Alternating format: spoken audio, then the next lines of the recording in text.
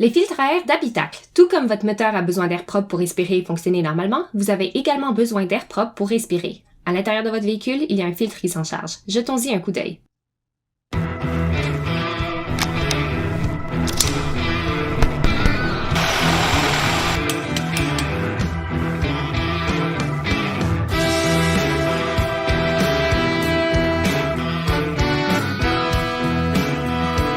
La plupart des véhicules ont au moins un filtre à air d'habitacle, mais certains n'en ont pas du tout. Pour savoir où se trouve votre filtre d'habitacle ou si vous en avez un, consultez votre manuel du propriétaire. Il est recommandé de remplacer le filtre à air de l'habitacle tous les 20 000 km. Toutefois, si vous vivez dans une région poussiéreuse ou remplie de construction, il se peut que vous deviez le faire plus fréquemment. Repérez le boîtier de votre filtre à air d'habitacle et examinez les fixations. Assurez-vous d'avoir les bons outils pour le retirer. L'emplacement du filtre à air de l'habitacle varie d'un véhicule à l'autre. Consultez donc votre manuel du propriétaire pour vous assurer que vous regardez au bon endroit. Lorsque vous tentez de déplacer le filtre à air de l'habitacle, assurez-vous toujours que le moteur est froid, surtout s'il se trouve sous le capot. Une fois que vous avez localisé le boîtier du filtre, retirez l'ancien filtre à air. Pour ce faire, retirez le couvercle et toutes les fixations nécessaires. Inspectez l'ancien filtre pour vous assurer qu'il est sale et qu'il doit bien être remplacé. Un bon indicateur est si vous le secouez et que des saletés s'en échappent. Il faut également garder à l'esprit que les filtres d'habitacle peuvent souvent contenir de la saleté, de la poussière, des moisissures et des bactéries. Ce n'est pas ce que vous voulez à l'intérieur de votre véhicule. Il est maintenant le temps d'installer le nouveau filtre. Nous allons le remettre au même endroit que le filtre initial. Vous devez faire attention au flux d'air. Vous verrez probablement une flèche sur le filtre, alignez-la correctement. Nous pouvons maintenant réinstaller le couvercle sur le boîtier du filtre d'habitacle. Notez cependant que si votre filtre se trouve sous le capot, vous devez également fermer ce dernier.